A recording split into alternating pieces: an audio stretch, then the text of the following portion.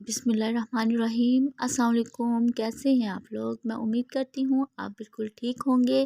अल्लाह पाक आपको हर तरह की बीमारी और परेशानियों से बचाए, आमीन सुम्मा आमीन। आज हम कुकिंग होम में रेसिपी शेयर करेंगे तिल के लड्डू, जो बहुत मुफीद हैं और बहुत आसानी से बनते हैं। और तो यहाँ पर मैंने 250 ग्राम सफ़ेद तिल लिए हैं और 250 ग्राम देसी गुड़ लिया है। और अब हम इन तिल को ड्राई रोस्ट करेंगे। यहाँ पर मैंने एक पैन लिया है और पैन में हम तिल ऐड करेंगे और इसको हल्की आंच पर ड्राई रोस्ट करेंगे। 3 से 4 मिनट हमने इसको ड्राई रोस्ट करना है और फिर हम इसे बाहर निकाल लेंगे और ठंडा कर लेंगे।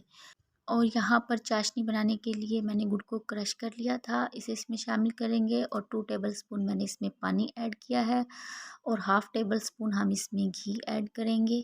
और अब हम इसको पका लेंगे जब तक गुड़ पानी में अच्छे तरीके से घुल नहीं जाता।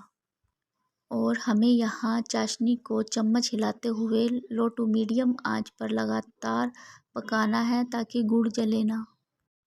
और चाशनी को हमने 3 से 4 मिनट तक पकाना है और इसको अच्छे से मिक्स करते जाएंगे। और जब इसमें इस तरह से बबल्स आना शुरू हो जाएंगे तो हम इसको चेक कर लेंगे कि ये चाशनी हमारी अच्छे से रेडी हुई है या नहीं।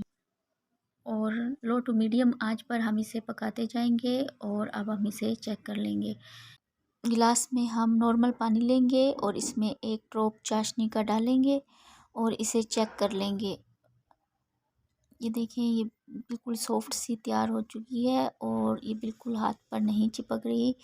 तो इसका मतलब है कि चाशनी हमारी रेडी हो चुकी है। और अब हम फ्लेम को बंद कर देंगे और इस स्टेज पर हम तिल को ऐड करेंगे और इनको अच्छे से मिक्स करते जाएंगे। और क्विकली हमने इसको मिक्स करना है।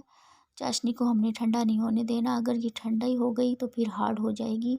जब तिल अच्छे से मिक्स हो जाएंगे तो फिर हम इसके लड्डू बना लेंगे। मिक्सचर के ठंडे होने से पहले ही हमने इसके लड्डू बनाने हैं।